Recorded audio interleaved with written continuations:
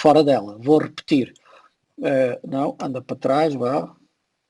Anda lá para trás, para trás, para trás. Repete aqui a coisa.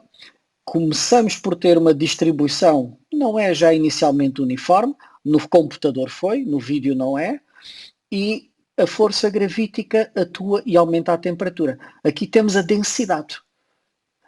Pouca densidade, praticamente 1 grama por centímetro cúbico, depois 10 gramas por centímetro cúbico, o 2 aqui são 100 gramas por centímetro cúbico, estamos a falar de poucas partículas. Portanto, aqui vemos o quê? A força gravítica a aglutinar objetos, a força gravítica entre eles a mantê-los em órbitas dentro de um enxame de estrelas que está a ser criado. Na realidade está-se a formar um aglomerado de estrelas. As condições nesta simulação de computador foi considerar 50 massas solares na nuvem, 50 massas solares. Portanto, é uma simulação.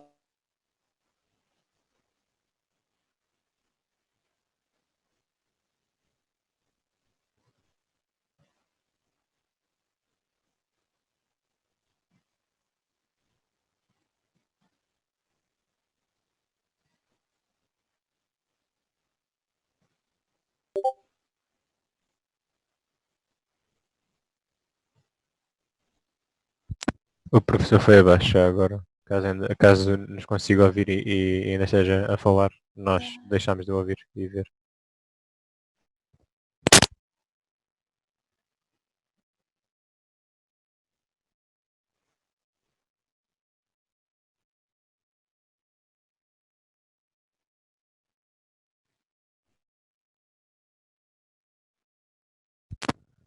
Well.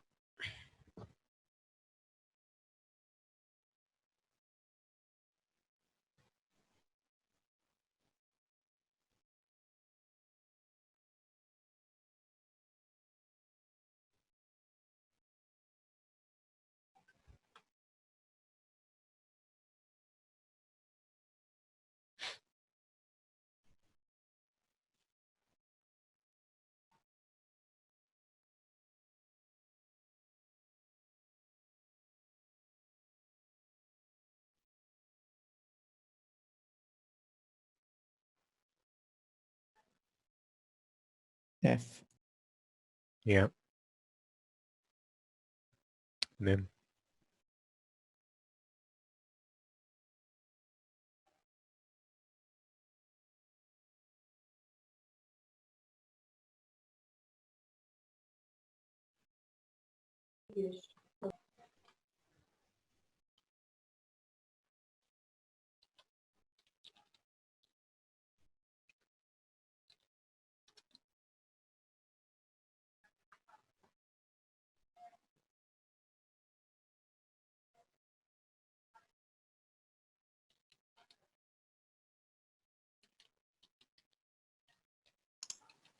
Estamos aí, estamos a ouvir?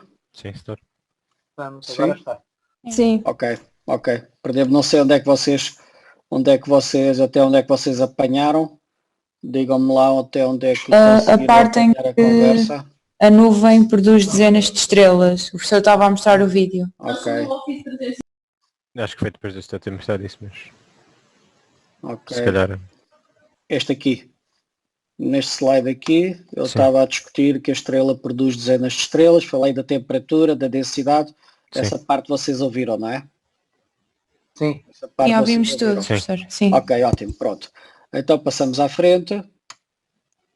E Foi aí eu que eu estava a separou. discutir o quê? Agora a grande discussão em física, já desde há décadas, e obviamente isto tem melhorado, e começaram a aparecer respostas, é quando se olha a uma nuvem destas, como é que, eu estava a dizer, como é que o padeiro cósmico divide a massa? Das 50 massas solares iniciais, o que é que ele prefere fazer? Faz o quê? Faz apenas 10 estrelas, cada uma de 5 massas solares, ou divide a coisa? E as leis da física o que mostram, e também as observações o que mostram, é que há preferência para serem formadas essencialmente estrelas de pequena massa. Isso é o que a natureza faz. E é simplesmente utilizando estas leis da física. Este gráfico é antigo, não tem tido muitas alterações, obviamente consoante os dados e consoante Estes dados vêm de quê? Vêm do estudo dos enxames de estrelas, tanto dos enxames globulares, mas essencialmente dos enxames abertos de estrelas. Mas a forma é sempre extremamente parecida. E vejam, o eixo do X, o que nos indica é a massa da estrela. O zero, como isto é um logaritmo, isto é 10 elevado a 0, que é 1, ou seja, a massa do Sol é aqui, está aqui o número 1, o menos 1, 10 elevado a menos 1 é 0,1, quer dizer que aqui temos 1/10 da massa do Sol, metade da massa do Sol, uma vez a massa do Sol, 10 vezes a massa do Sol está aqui, é 10 elevado a 1, 10 vezes a massa do Sol, 20 vezes, 80 vezes, 60 vezes a massa do Sol, e o eixo vertical é também uma escala logarítmica que indica a fração de estrelas que é criada. Por exemplo, se pegarmos em estrelas do tipo do Sol, se esticarmos esta coisa para cima, o que nós temos é que, proporcionalmente, estrelas com a massa do Sol, ora aqui temos um fator de 10, aqui teremos um fator de cerca de 12, 10, 20, 30, para aí de 30 vezes. Portanto, em relação aos outros dá 30. Isto é número total, isto não é de facto uma coisa proporcional, é 30. Aqui teremos 100 vezes. Portanto, se estas estrelas de pequena massa, vejam aqui em baixo que isto é pequena massa, 1/10, 2/10, 3/10, metade da massa do Sol, aqui formam-se centenas, perto de centenas ou muitas dezenas de estrelas. A maior parte das estrelas que são formadas são de pequena massa. De quando olhamos para as estrelas de grande massa que são formadas, sei lá, 5 vezes a massa do Sol, o número passa para 1, 2, 3, é o que temos aqui, estrelas a serem formadas. Este ramo é 1, 2, 3 estrelas a serem formado. São estrelas com 2 vezes a massa do Sol, 4 vezes. Se formos as estrelas de 10 vezes a massa do Sol, aqui já passamos a ter frações de estrela. Quer dizer, em relação às outras, a quantidade é pequeníssima.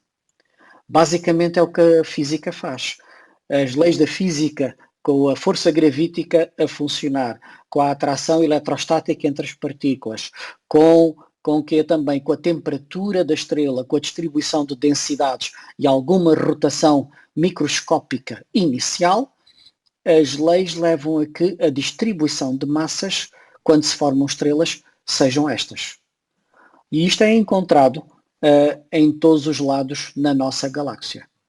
É difícil fazer estes estudos para objetos fora da nossa galáxia, ou seja, em outras galáxias. Não há detalhe sobre enxames de estrelas. Os telescópios não se conseguem ver estrelas individualmente nos enxames de estrelas, mas esta estrutura, esta distribuição de estrelas pela massa, é algo que vai respeitando as leis da física. O que é interessante é que já aparece aqui um limite, que é também um limite teórico, que é qual é a massa mínima que uma estrela pode ter. E a massa mínima que uma estrela pode ter é cerca de 8% da massa do Sol. Portanto, está um bocadinho atrás disto, ok? Está um bocadinho, 8% da massa do Sol. E já vamos discutir qual é a definição de massa mínima para uma estrela. Por outro lado, quando queremos estudar as estrelas que vão acabar em supernova, esse limite começa aqui, nas 8 massas solares para a frente. Ou seja, as estrelas a quantidade de estrelas que se formam, quando há estas nuvens protoestelares que colapsam e formam uma série de estrelas, quantas delas é que chegam ao final da vida e explodem em supernova? E um parênteses aqui é, porque é que eu estou interessado nessas? Porque são essas estrelas que produzem os átomos da tabela periódica para lá do ferro. Tudo o que está para lá do ferro vem com a explosão da supernova. O que os chamados os elementos mesmo pesados, até ao urânio e para lá do urânio, só estas estrelas daqui para a frente é que os produzem. Mas no processo de formação estelar são aquelas que aparecem em menor quantidade. As outras de menor massa vão produzindo átomos cada vez mais pesados, mas que não ultrapassam o ferro. Para ultrapassar o ferro é preciso ter mais do que 8 massas solares. Portanto, isto é o que nós sabemos sobre a formação estelar. Agora, vale a pena discutir o que é efetivamente uma estrela e o que é que define uma estrela. Este slide tem muitas equações, mas vocês têm, vou sair daqui, porque no Moodle têm, onde é que eu pus o Moodle da disciplina? Está aqui o Moodle da disciplina, tem aqui um documento, onde tenho os apontamentos da aula teórica de hoje, que eu vou utilizar, vocês têm lá isto, não vou estar a escrever no iPad outra vez, está aqui o Reich-Schwarzschild do buraco negro que está no centro da Via Láctea. Esta é uma discussão que já fizemos anteriormente, mas isto vem do ano passado, eu não apaguei, está cá. E agora vou discutir a formação das estrelas, ok? Dizer o quê? Que no processo de formação de uma única estrela, a maior parte da Professor, massa... está muito lento. Está muito lento outra vez? Eu não, para mim está completamente normal. A mim também Ok. está normal. Deve depender, vai dependendo das internets de cada pessoa, acho eu. E Ok. dos computadores fazerem alguns backups, não sei, ou algumas interações. Mas se disserem que está lento, eu posso repetir as coisas. Não, para mas quem agora já está a perder. bom, foi só mesmo durante um bocadinho que eu pensei que Foi só um ia voltar a bocadinho. cair. Então Exato. Está bem, mas avisem-me, está bem? Porque não custa nada repetir um bocadinho outra vez. Não custa mesmo nada para quem está a perder a coisa. De qualquer maneira, eu estou a fazer o vídeo e depois também farei uma edição do vídeo e colocarei isto online, ok? Este documento já está no Moodle e podem ver. Eu aqui comecei, porquê? Por discutir no tal processo de formação de uma estrela, e agora pensemos numa estrela sozinha. Qual é a parte daquela massa que está a colapsar pela força gravítica? Temos os átomos a chocar, temos também a conservação do momento angular, temos energia a ser radiada por causa dos choques. Quanta massa é que vai efetivamente colapsar para o centro para fazer a estrela? E um bom exercício é olharmos ao sistema solar e vermos quanta massa está no Sol e quanta massa está em planetas. E a resposta é esta, que é a parte de leão disto está no Sol. Na realidade, a massa do Sol é que 2 vezes 10 elevado a 30 kg. É a massa que ele tem. Qual é a massa que está em planetas? Júpiter tem 1/1000 da massa do Sol. E Júpiter é o maior objeto que cá temos. É apenas 1/1000 da massa do Sol. Saturno é quem vem a seguir. Na realidade, agora pondo Júpiter noutra escala, que é a massa da Terra, Júpiter é cerca de 330 massas da Terra. Saturno é 1/3 daquilo que Júpiter tem. Saturno é 110 massas da Terra. Os outros planetas que muitas vezes se aprende que são gigantes, eles não são assim tão gigantes. São grandinhos, são grandes. São mais do que superterras, são. Temos aqui Urano, é apenas 19 massas da Terra e Neptuno é só 22 massas da Terra. Portanto, se perguntarmos, e se somarmos os outros todos, Terra, Mercúrio, Vênus, Terra, Marte, mais os asteroides todos, aquilo é mais 2 ou 3 terras, não é mais do que isso. Quer dizer o quê? Quem é que tem a parte de leão da massa toda da nuvem protoestelar? A parte de leão está no Sol. Porque todos os outros planetas somados, com cometas e coisas do género, não ultrapassa 1,5 milésimos da massa solar. Não ultrapassa. Portanto, neste processo de formação de estrelas, o grosso da massa efetivamente colapsa e vai para o centro. Ele vai para o centro e fica aí.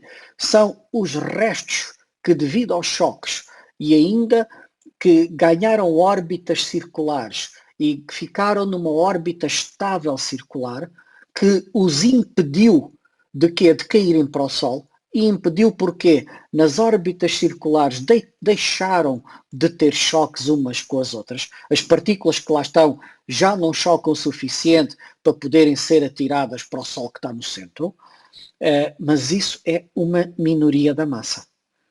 Curiosamente, é dessa minoria que são formados os planetas. Okay? Os planetas vêm daí.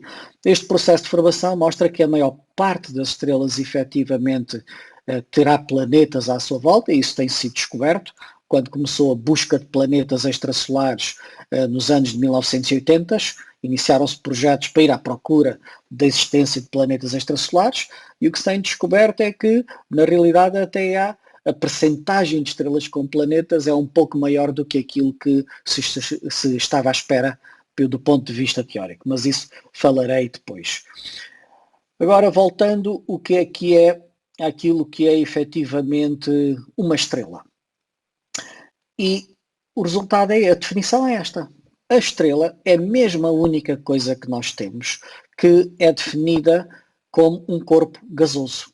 A sua estrutura de ponta a ponta da estrela, seja o Sol, seja uma outra estrela qualquer, estou a excluir o quê? O que são os buracos negros, estou a excluir o que são as anãs brancas, estou a excluir o que são as estrelas de neutrões. Estou a excluir essas, porque é outro tipo de física. Não sendo esses casos particulares, uma estrela é uma massa gasosa, ponta a ponta. Quer dizer o quê? Se fosse possível termos um submarino, o submarino é um objeto qualquer, submarino hoje em dia é mau exemplo. Ok, temos a nave Enterprise do Star Trek, toda a gente sabe que é super poderosa e aguenta tudo. Ou então a nave do Darth Vader, que ainda deve ser mais poderosa que a outra. Se entrasse por um lado do Sol, encontraria apenas gás, passaria pelo centro onde existe apenas gás. Claro que as temperaturas e as pressões são altíssimas, mas aquilo está tudo em estado gasoso. E depois continuaria em frente e sairia do outro lado dizendo isto aqui é tudo estado gasoso. Portanto, as estrelas são os objetos, os únicos objetos que são efetivamente corpos totalmente gasosos. Setor, Isto, diz lá. então, mas então o que é que são aqueles fluxos que são ejetados pelo Sol na É superfície? gás. Tudo isso é gás. É gás também? Tudo isso é gás. Tudo isso é gás, é. Tudo isso é gás. Mas será também, haverá também plasma ou não? Plasma é gás. A diferença entre dizeres isto é um gás ou isto é um plasma, a única diferença que tem é olhas para os átomos que estão num gás. Imagina um gás de hidrogênio com átomos de hidrogênio, ok? Ou se tiveres moléculas, também pode ser. O que é que acontece? Aumentando a temperatura a esse gás, ou irradiando esse gás com fotões altamente energéticos, até chegares ultravioletas duros e entrares na radiação X, o que é que acontece? As moléculas dividem-se, os átomos ficam isolados e às 2 por 3 a radiação existente consegue até ionizar os átomos. Arranca eletrões aos átomos. A partir desse momento o que tens é... Vou precisar outra voz já agora. Eu não sei se está para mim alguém que diga se também está nesta situação. Para mim Sim, também. a mim Ok. também. Vou-se para o que é geral então. Pode ser em geral então. É, travou mesmo. Ok. Já foi o setor que falou agora? Não. Ah, ok. Ainda estava lá com a imagem do setor, pensava que tinha sido.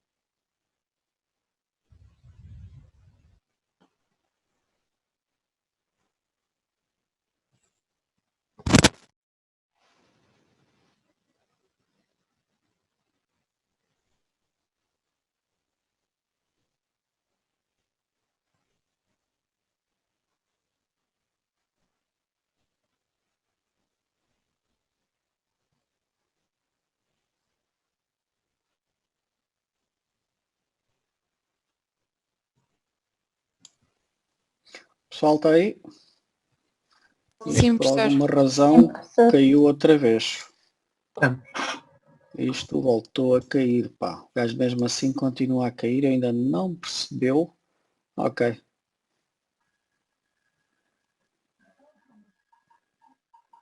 Ok. Vocês têm...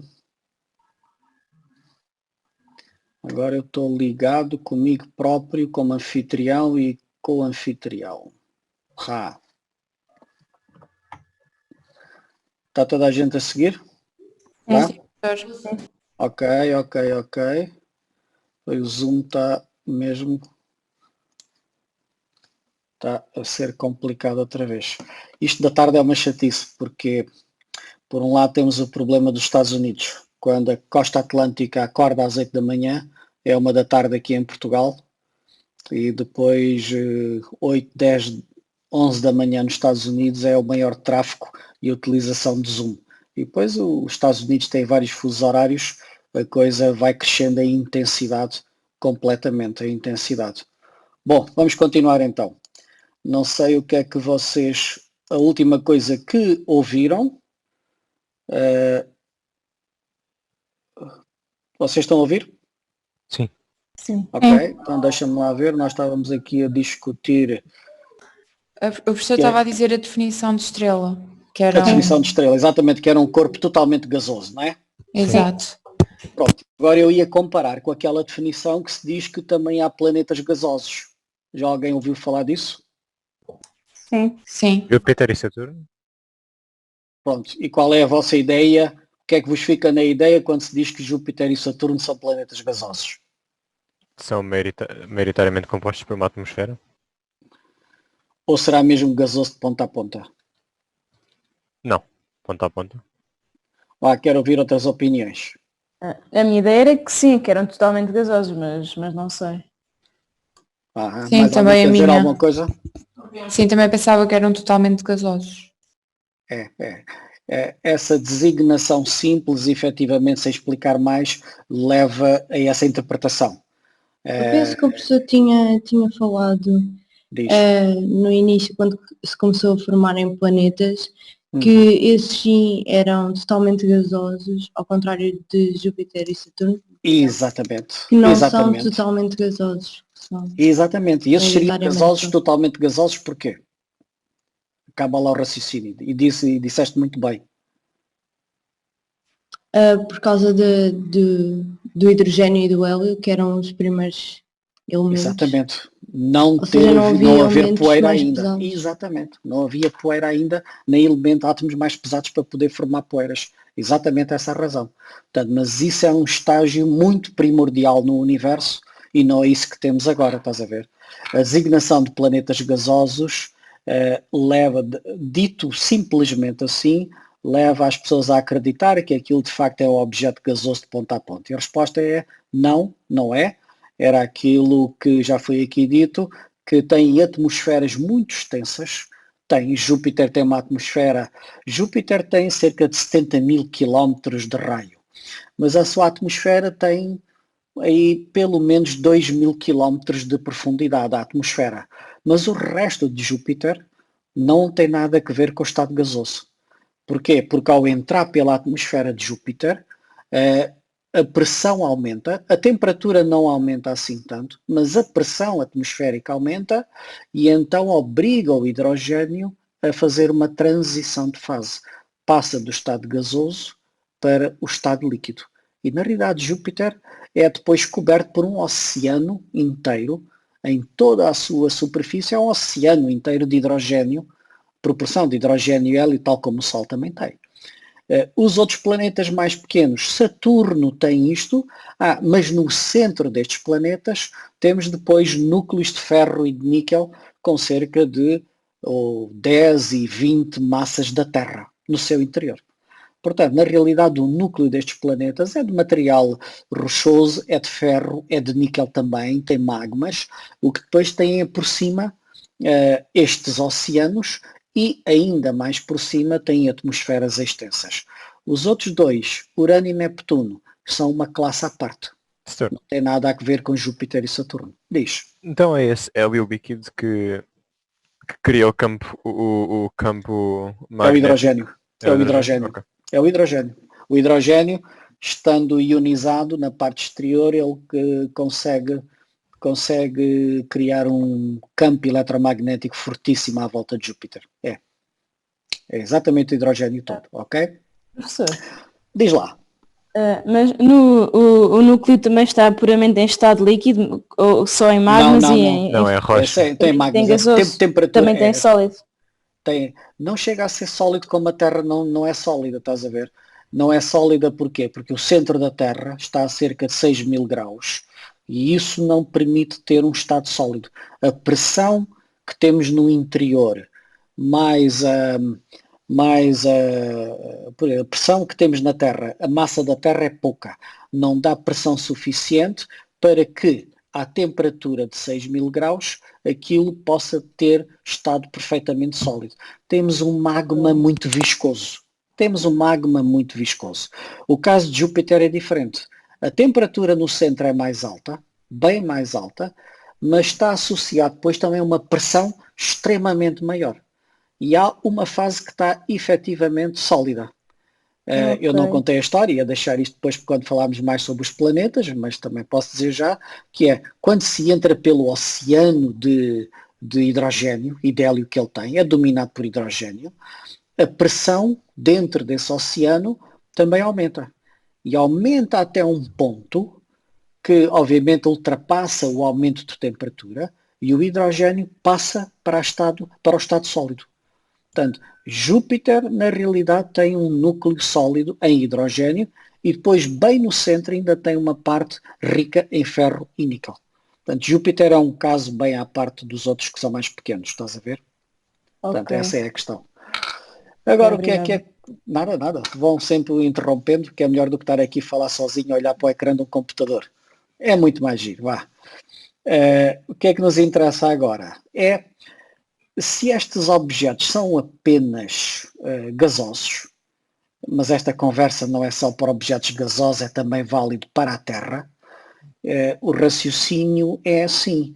Porque é que todas as partículas que estão dentro destes objetos simplesmente não se vão embora, porque não há nenhuma barreira física, não estão metidos numa caixa qualquer, não há barreira física. Mais do que isso, o espaço exterior, este espaço exterior, não tem pressão nenhuma, é pressão zero. Aquilo é pressão zero.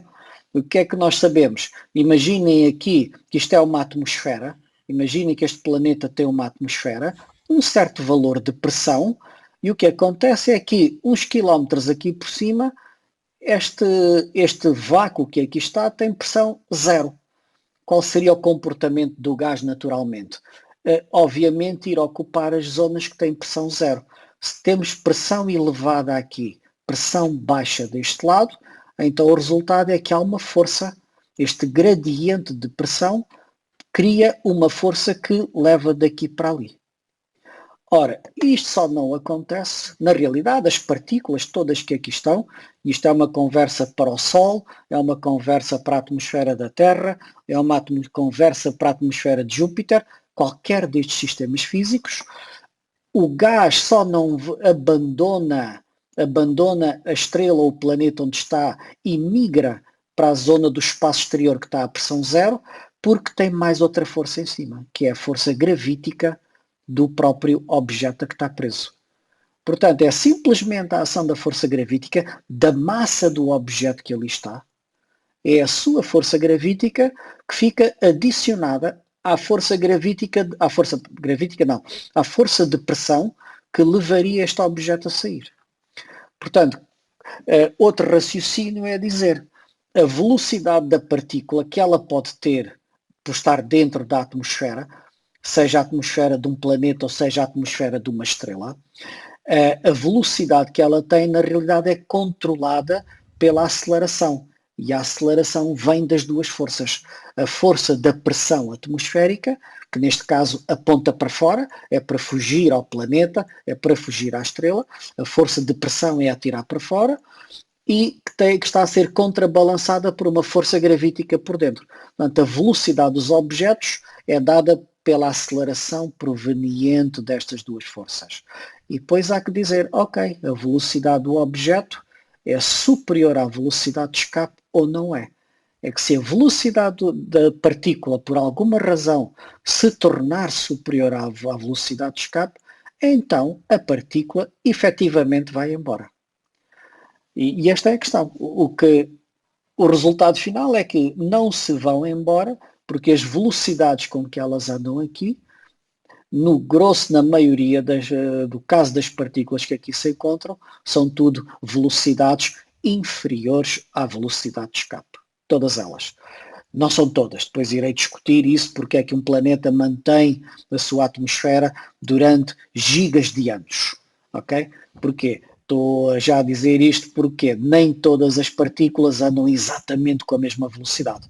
Algumas conseguem atingir velocidades superiores à velocidade de escape. E então fogem. Por exemplo, temos aqui um exemplo na Terra. Inicialmente, planeta Terra, terá tido também uma parte de hidrogênio, gás de hidrogênio e de hélio, só que a velocidade que estas partículas que têm são muito leves. Podem ter levas de vez em quando terem velocidades superiores à velocidade de escape da Terra e por causa disso vão-se embora. E a Terra, ao longo dos 4,6 gigas de ano, foi desgaseificando em relação ao hidrogênio e ao hélio e perdemos o hidrogênio e hélio todo que a Terra tinha. Obviamente, para questões na vida na Terra, isso foi ótimo, ok? Mas este é um conceito importante, que é a estabilidade, isto é, manter a sua massa, é este jogo entre a força gravítica da massa que faz o objeto, que puxa para baixo, e há uma força de pressão, porque este gás está em pressão positiva e aqui tem pressão zero cá fora, e há uma força de pressão que empurra aquilo para fora. Portanto, esta aceleração é que está em jogo, que deixa as partículas andarem a uma certa velocidade e há que comparar com a velocidade de escape. Falta aqui um tracinho de vetor. Agora, o que é que falta mais nesta conversa? É que a velocidade também provém da temperatura a que o gás está. Porque a temperatura do gás é uma coisa importante. Quanto mais quente ele tiver, mais quente, maior é a velocidade com que ele anda. E é o jogo entre estes dois parâmetros físicos. A temperatura a que ele está, que dá velocidade, está relacionado com a velocidade das partículas, e a aceleração, a força proveniente do balanço entre força gravítica, que é atrativa para a estrela, para o planeta, e a força de pressão que quer fazer este gás ir embora. Portanto, este é o conceito de estrela. De modo que este é o slide que tem mais contas, é o slide em que vamos perder aqui um bocadinho, mas é um conceito importante. É um conceito importante para nós entendermos porque é que o Sol está em equilíbrio. Porque é que este gás de repente não decide expandir ou de repente não decide contrair e em vez de ficar com os 700 mil quilómetros, aquilo colapsar para um buraco pequenino. Portanto, é o conceito de equilíbrio hidrostático, ok? E eu vou discutir aqui os conceitos, pus aqui uma série de forças e de valores, mas na realidade me interessa-me é o conceito em si. Qualquer bloco, qualquer caixa de sapatos com gás dentro do Sol, dentro de uma estrela ou dentro da atmosfera terrestre, está em equilíbrio hidrostático. E porquê é que se pode afirmar que está em equilíbrio hidrostático? É simples. Se não estivesse em equilíbrio hidrostático, imagine assim, aqui está o centro da estrela, ou está o centro de Júpiter, o centro da Terra, e aqui está a parte superior. Se o somatório das forças nesta caixa de sapatos que tem o gás cá dentro, se o somatório das forças aplicadas fosse no sentido positivo, então, obviamente, este caixote deslocaria para cima e às 2x3 abandonaria a estrela. Veríamos o quê? A atmosfera a inchar, a estrela toda a inchar. Não é um estado de equilíbrio. Segunda consideração, o caso oposto. Se o somatório das forças aplicadas a esta caixa que aqui está com gás, porque ela é empurrada a todos os lados, se o somatório das forças todas tivesse um resultado para apontar para o centro, obviamente que a caixa deslocar-se-ia para dentro da estrela. E então veríamos não apenas esta, mas todas as caixas que estão por cima delas, todos os elementos de volume por cima delas, a contraírem, a aproximarem-se do centro. Veríamos o quê? A estrela toda a contrair e a colapsar. Ora, não é essa nenhuma destas duas situações que vemos no Sol. Qualquer estrela passa a maior parte do tempo da sua vida em equilíbrio hidrostático. O que é o equilíbrio? O equilíbrio é dizer que o somatório das forças que estão aplicadas nesta caixa, o somatório dá zero. E por causa disso, passam-se anos e anos e este elemento de volume, esta caixa que tem gás, não sai daquela posição. Não sai dali. Portanto, este é o conceito de equilíbrio hidrostático. Repetindo, o que é que sabemos? As estrelas passam a maior parte da sua vida em equilíbrio hidrostático. A parte 2 é extremamente interessante e é assim. Se o equilíbrio hidrostático desaparecer, por alguma razão o equilíbrio desaparecer, então, como resultado disso, a estrela ou começa a expandir e aumenta muito o seu volume, ou então, se a perda de equilíbrio foi ao contrário, foi de força resultante para baixo, a estrela contrai-se toda. Contrai-se toda. Portanto, a perda de equilíbrio fica sempre associado a uma destas duas situações. A estrela, de repente, passa a aumentar de volume, porque houve uma perda de equilíbrio e a força resultante agora é para cima, e a estrela aumenta de volume, ou então a perda de equilíbrio foi ao contrário, a resultante ficou para dentro e a estrela contrai. As fases que são de perda de equilíbrio, na realidade são as fases de transição de estado. Quando a estrela, e que irá acontecer ao Sol, neste momento está em equilíbrio, e quando perder este equilíbrio, o Sol entra na fase de expandir o seu volume e absorverá as órbitas de Mercúrio, Vênus e Terra. Ficaremos, nós não, porque a nossa vida é miseravelmente pequena, não é? Mas quem estiver à superfície do planeta naquela altura, a Terra será engolida pelo Sol. A situação... Diz lá. É algum fator externo que causa esta perda de equilíbrio hidrostático ou apenas acontece? Do equilíbrio. Opa, posso brincar e dizer, não, sou eu que sou todo poderoso e mando a coisa acontecer. É barrete. Na realidade têm que ser as condições físicas. Eu já vou discutir o que são estas forças aqui. São as condições físicas que se alteram. Estás a ver? Quando a força gravítica, essa não se desliga. A força gravítica não se consegue desligar, está lá sempre.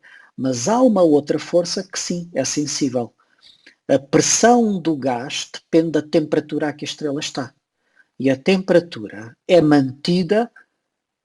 quem é que mantém a temperatura à estrela? Quem é que mantém a temperatura à estrela? As reações nucleares. Exatamente. Aqui no centro tem que existir a constante produção de energia para manter esta coisa toda quente. Se por alguma razão a produção de energia aqui no centro diminuir ou aumentar, então a temperatura aqui muda. Quer dizer o quê? Que a força de pressão altera-se. A força gravítica não altera, mas a força de pressão que responde à temperatura mudou. Desapareceu o equilíbrio. E é nessa situação que esta coisa expande ou contrai. Portanto, quando falarmos dos estádios de evolução, é estarmos a discutir exatamente as perdas de equilíbrio. Ok? Sim, senhor, muito boa pergunta. É isso mesmo. Agora, o que eu ia fazer era exatamente discutir as condições de equilíbrio. Antes de passar à equação que está aqui em baixo, vocês têm lá o slide, ok? Aliás, já está, quando há fugas ao equilíbrio, a estrela reajusta a sua estrutura. Vamos então discutir o que é que são estas forças que aqui estão. E só há dois tipos de força. Só existe o quê? Sobre o gás que está dentro deste pedaço de elemento de volume, eu chamei-lhe um caixote, uma caixa de sapatos qualquer, não é? Dentro deste volume, obviamente este gás está a sentir a força gravítica de quem? Da massa toda da estrela que está por baixo dela. Mas só dessa massa. Para este caso interessa exclusivamente a massa da estrela que está desde o centro até aqui. E só essa. Não vou discutir esta física, mas quem está a estudar física, um dos teoremas de Newton é, eu não pintei aqui, não é? Não pintei, mas é assim, como as estrelas são esféricas, a sua forma é esférica, o que acontece é que numa distribuição esférica e simétrica, portanto eu não estou a pintar isto para ali, para a esquerda, para a direita e para baixo, estou só a fazer uma direção, mas isto é esférico. O que acontece é que a força feita pelo gás aqui de cima sobre este ponto aqui central, agora tem que somar do gás que está por cima, está mais longe do centro, na realidade não é por cima, é mais longe do centro do que este caixote está. E esse gás está aqui ao lado, está aqui ao lado, está aqui ao lado, está aqui por baixo, mas está mais longe do centro do que este gás. Todo este gás faz força gravítica sobre o caixote e puxa-o na sua direção. O gás que aqui tiver puxa o caixote naquela direção. O gás que tiver aqui deste lado puxa o caixote nessa direção. O resultado é que isto sendo simétrico e esférico, o somatório dessas forças dá zero. Em termos de força gravítica, o somatório dessas forças gravíticas todas é nula. Sobra apenas a força gravítica da massa toda que está por baixo do caixote. Sobra apenas essa. Portanto, quando se calcula a força gravítica aqui, envolve apenas a massa, só a massa que está até à distância R, sendo R a distância do caixote em relação ao centro. Só essa é que interessa, mais nada. Portanto, o caixote está sujeito, obviamente, a esta força gravítica. É uma delas. E agora temos que discutir as forças devido à pressão do gás. Porque o caixote agora, reparem, o caixote é empurrado deste lado, tem o gás atmosférico a bater-lhe nesta superfície aqui deste lado, faz uma certa pressão de embate, mas essa pressão ou esta força deste lado, é exatamente compensada pela força que está na outra face oposta. A força da pressão do gás que embate vindo daqui é exatamente igual àquela. Porquê? Porque a força de pressão está ligada com a velocidade com que o gás bate nas faces laterais da caixa. E quem é que dá velocidade a este gás? É a temperatura. Como a temperatura do gás deste lado direito é exatamente igual à temperatura do gás do lado esquerdo, e falta aqui acrescentar porque é que isto é igual. Para que estão os dois à mesma distância do centro da estrela, a temperatura varia com a distância ao centro. Como a temperatura é a mesma, a pressão feita nesta face do caixote é exatamente igual à pressão feita naquela face do caixote. Portanto, estas duas forças de pressão anulam-se e não contribuem para fazer o caixote subir e descer. A mesma descrição acontece para as outras duas faces que estão nas direções a 90 graus com esta. De modo que não vou sequer escrever isso nas equações. Mas há duas forças de pressão que não são exatamente idênticas, que é o gás que bate por baixo do caixote.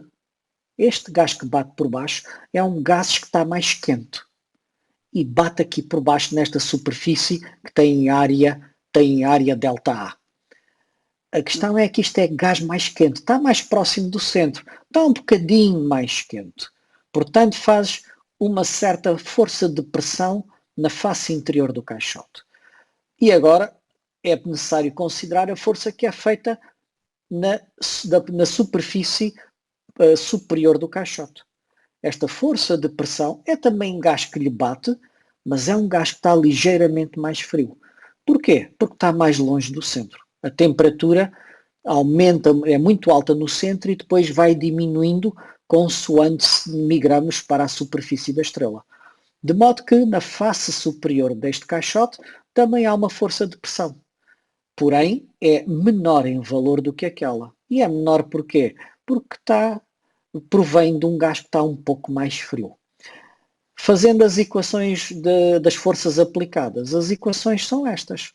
para ter equilíbrio é necessário que estas três forças, a força de pressão que é feita por baixo, e aqui o sentido positivo é este sentido, para cima é sentido positivo. A força de pressão que é feita por baixo, menos as outras duas forças que têm o sentido para baixo, qual é? É a força que bate aqui no caixote pelo lado de cima, que está a distância um bocadinho maior, ΔR, R mais ΔR, esta, menos a força gravítica, tem que dar zero. Portanto, para termos equilíbrio, isto tem que ser zero. E esta é a condição de equilíbrio hidrostático. Desde que isto seja zero, a estrela não muda a sua estrutura. Se isto não der zero, então a estrela reajusta a sua estrutura. Ok? E aqui está a resposta, que também está aqui escrita, à pergunta que tu tinhas feito, que é: se o núcleo da estrela arrefece, a pressão baixa porque a temperatura baixou. Quer dizer, se baixarmos, qual é o problema? Se baixarmos as forças de pressão nesta equação, ficam em desequilíbrio com a força gravítica. E obviamente a força gravítica é dominante. Portanto, baixando a temperatura, a força gravítica é dominante e obrigará a estrela a contrair e a colapsar sobre si própria. E depois tens o raciocínio ao contrário. Se por alguma razão a temperatura no núcleo da estrela aumentar, o que acontece quando se entra numa nova sequência de reações de fusão nuclear, se a temperatura aumentar, as forças de pressão aumentam. E agora a perda de equilíbrio ao contrário. São estas forças de pressão aqui que são dominantes em relação à força gravítica. E se esta força de pressão aumenta, o resultado é que a estrela consegue expandir. Portanto, e obviamente a estrela mudará de fase. Ok? Portanto, esta é a condição de equilíbrio. Tem simplesmente que ver com isso. Eu escrevi aqui: se o núcleo da estrela aquece, pode ser devido a quê? E agora há dois mecanismos para provocar aquecimento. Um deles está ligado com a fusão nuclear.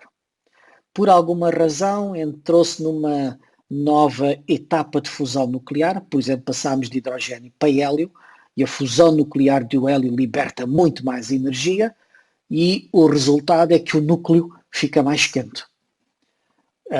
A consequência é, quando entra a reação de fusão do hélio, é produzido mais calor no interior, e esse calor passa para as camadas acima e obriga a estrela a expandir. E a estrela expande até atingir um novo equilíbrio, mas agora com um raio maior. É isso que irá acontecer ao Sol, como eu disse há bocado. Nessa fase, quando o Sol atingir o outro equilíbrio futuro, aumenta tanto o raio que absorverá os planetas pequenos todos, Mercúrio, Vênus e Terra. Marte não chega a Marte.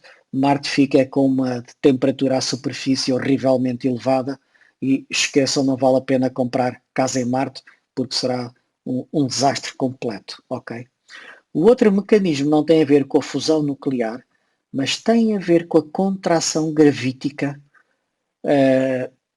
do núcleo da estrela. Há certas situações, eu depois irei detalhar estes casos todos, mas fica já a pista, que é: imaginem que por alguma razão acabam as reações de fusão nuclear. Elas não acabam, mas diminuem a intensidade. Isso é uma chatice, porque se diminuímos a intensidade da força gravítica, o resultado é que a temperatura baixa e perde-se o equilíbrio na zona do núcleo.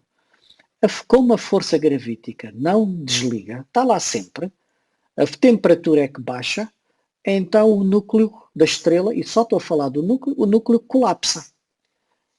Mas acontece outra situação: quando um gás comprime, a temperatura aumenta. De modo que este é outro mecanismo para aumentar a temperatura. Primeiro acontece um abaixamento de temperatura, porque as reações nucleares, por alguma razão, diminuíram a sua intensidade. É seguido de um colapso gravítico do núcleo. O colapso gravítico do núcleo liberta energia, aumenta drasticamente a temperatura. Iremos fazer contas para mostrar que este mecanismo produz muito mais energia do que simplesmente a fusão nuclear, ok? Portanto, estes são mecanismos para provocar alteração de equilíbrio, ok? Portanto, isto é o que eu estava aqui a descrever, é exatamente isso. Eu tenho isto no iPad e no PDF, que é uma derivação, que é esta, quem quiser veja. Tenho aqui a derivação destes conceitos que estive aqui a explicar, de um modo mais analítico, para ver a derivação daquilo que se chama a equação de equilíbrio hidrostático de uma estrela. Okay? Portanto, tem aqui isso e dá para funcionarem. Quem quiser aprender isso pode ver isso e perceber esta coisa. Ora, nós já temos aqui 6 horas, não sei se vocês podem ficar mais uns 10 minutos ou não. Dá para ficar? Ainda estão aí ou já morreram todos? Ainda estamos, professor. Então, Ainda estão. Ótimo, ok. Mas se fosse Diz lá. a aula vai ser prolongada até que horas? Não, eu só queria mostrar uma equação do calor libertado quando há uma contração gravítica, estás a ver? Ah, ok. Deixa lá, mas está bem, já são 6 da tarde, isto também era só para completar a aula de ontem, não vou fazer isso hoje, está bom? Paramos aqui. Ok, professor. Paramos aqui, o documento já está no Moodle. Em relação ao vídeo, eu vou processá-lo e pôr no Moodle esta conversa toda. professor, Havia uma pergunta aí? Diz lá. sim. Eu não apanhei, não sei se foi nesta aula ou se já foi na aula passada, mas qual é que é a equação para o raio de Schwarzschild? Schwarzschild? Sim, Schwarzschild, lendo o Schwarzschild à portuguesa, está escrita num dessas notas das aulas teóricas e também nas aulas práticas também lá tens. Vê os documentos em PDF que estão no Moodle, porque isso Ok. está lá escrito, está bem? Está bem. 2G massa a dividir pelo C quadrado. Ok. Duas vezes o G, constante de gravitacional, a massa do objeto que for, e depois a dividir pela velocidade da luz ao quadrado. Mas tens lá a derivação nesses documentos, vê lá isso. Ok, então eu já passei por essa fórmula, mas não me tinha percebido que era essa. Sim. Deves lá ter, sim, deves lá ter isso escrito, e aliás, até fizemos contas com elas, no mais que já fizemos contas numa das outras aulas de problemas. Mas de qualquer maneira faz e aplica ao caso do Sol. Aliás, eu tenho esse exemplo escrito para a massa do Sol, para ver que é os 3 km. Sugestão é põe lá tu os valores da massa do Sol e do G e da velocidade da luz, e para chegares à conclusão que são cerca, ia dizer, não é matematicamente 3,0 km, mas anda muito próximo dos 3 km, está bem? Ok, obrigada. Nada. Há mais questões? Eu tenho uma questão. Diz. É mais por curiosidade. Força. Referindo àquele desenho que o professor fez, se nós compararmos dois caixotes, entre aspas, com raios diferentes, eles terão a mesma velocidade angular? Não, estás a pensar o quê? Que a estrela está a rodar, é? Sim, claro. O que é que tu estás a pensar? A velocidade angular em relação ao centro. Pequeníssima. Não vale muito a pena pôr isso aqui nestas equações, complicar a coisa, estás a ver? Porque a velocidade angular do Sol é uma coisa baixíssima. O Sol roda sobre si próprio em 30 dias. Quer dizer o quê? O termo de força, o termo centrífugo ou centrípeto devido à rotação do Sol é desprezável face a estes dois termos, que o primeiro devido à força gravítica e o outro devido à força de pressão do gás. Mas completamente desprezar isso. Com a mesma velocidade angular? Repete lá. Se todos os caixotes, por assim dizer, rodam com a mesma velocidade angular? Não. Okay. Não, porque a velocidade de rotação do Sol é diferente consoante a latitude. O Sol no Equador roda em cerca de 27 dias, o período de rotação anda à volta dos 27 dias, quando se vai para os polos anda perto dos 31 dias. Primeiro aspecto é esse, a rotação não é exatamente a rotação de corpo rígido, ok? Chama-se isso a rotação diferencial do Sol. E depois ainda tens mais, quando se vai da superfície para dentro, também há variações na velocidade de rotação, em profundidade. São tudo valores pequenos, mas eles existem. Ok, obrigado. Deixa-me só acrescentar, quem faz mesmo modelos estelares para serem realistas, entram com a velocidade de rotação, entram com os movimentos globais do gás, os movimentos de circulação meridional do gás dentro do Sol. Portanto, quando se começa a ser picuinhas nos modelos realistas para descrever a realidade, sim, isso é metido nas equações. Para esta discussão aqui simples, não. Nem vale a pena, estás a ver, preocupar com isso e dizer isso é desprezável face a estas duas que têm a parte dominante. Mas boa pergunta, muito boa pergunta. Sim, senhor. Mais questões? Professor, Diz. desculpe, eu acabei de realizar os cálculos que o professor sugeriu. E é só para tentar perceber aqui as unidades, porque eu fiz as contas e dá 3, aproximadamente 3, só que expoente 9. Em que unidades? O que é que Pois eu não sei, eu para o G? Qual foi o G que para o utilizaste? Pus 6,674, expoente menos 11. Menos 11. Ok, para a massa do Sol. Pus 1,989, expoente 30. 30 kg. E depois para o C? 3,5. Não, esse está em quilómetros, tens que pôr em metros. Ok. Portanto, em metros, se está em quilómetros, 300 mil será 3 vezes 10 à oitava, não é? Ok, sim. Mete lá o 10 à oitava e isso é o denominador é ao quadrado. O que é esse cálculo? Sim. Uhum. Faz lá agora para ver quanto é que dá. Isso é o cálculo do quê? É para o raio de Churchill. O raio de Schwarzschild para a massa solar. Para uma coisa com a massa do Sol. Sim. Diz lá o que é que Assim, atinge. dá 3.000 aproximadamente, dá 2.949. Metros. E está em metros, estás a ver? Portanto, se passares para quilómetros, o que é que fica? 3 quilómetros. Fica 3.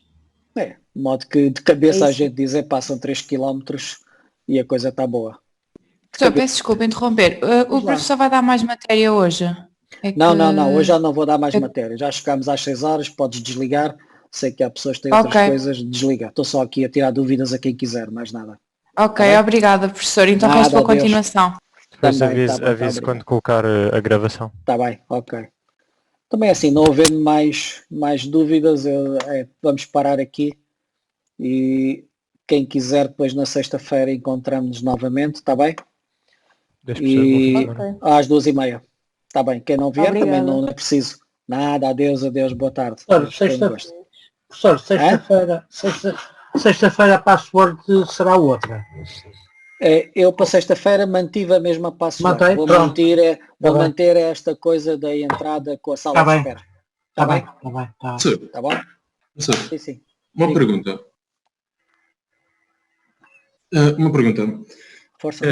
Imagino que tem uma protoestrela já com alguma massa já situada mais perto do centro. Ou seja, já é uma maior parte, pronto. Se o Sol se for aproximando do centro, a força de pressão em relação ao exterior ao vácuo vai aumentar, certo? Exatamente. Pronto. Mas a força gravítica vai diminuir. Exatamente. Pronto. Exatamente. Então o gás não tenderia para algures, não para o centro, mas para algures entre o centro e a barreira? Entre qual barreira agora? O que é que estás a chamar barreira? A barreira da protoestrela. Ou seja, em vez de tender exatamente para o centro, tenderia para algures entre os dois, porque vai haver um momento onde a força de pressão com o exterior vai ser maior que a força gravítica, não? Não, se isso fosse assim, não chegaria sequer a formar estrela, não é? Porque esse mecanismo que estás a dizer impediria o colapso gravítico. Pois, essa é a minha pergunta. Então, como é que acontece? Não, nunca chegas à situação em que o gradiente de pressão, a diferença de pressão, ultrapasse a força gravítica. Nunca se chega a essa situação. A força gravítica é sempre dominante. Porquê? Repara, a força de pressão depende da temperatura a que a coisa está.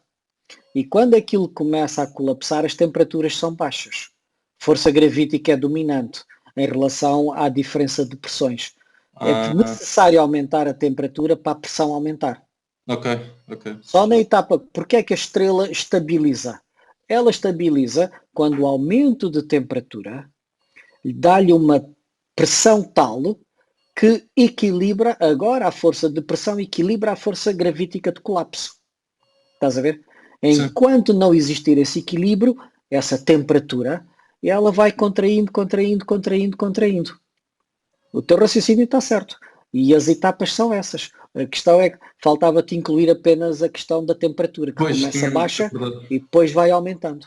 Mas é exatamente.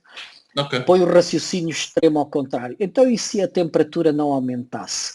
A força de pressão nunca seria grande. Nunca seria.